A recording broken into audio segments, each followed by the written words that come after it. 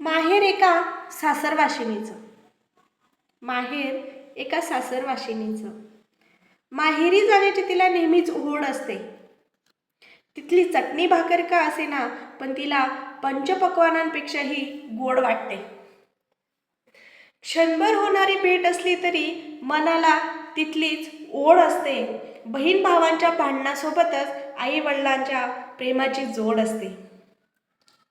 बहीण भावाच्या भांडणासोबतच आई वडिलांच्या प्रेमाची जोड असते. लहानपणापासून सोबत असलेल्या मैत्रिणींची नाते अजोड असते. तिथे झालेल्या लाडामुळे जरा सासरी सर्वच अवघड असते. फिरा जग कुठेही, कितीही, कोणत्याही ठिकाणी, पण त्या ठिकाणाला माहेरची तोड नसते.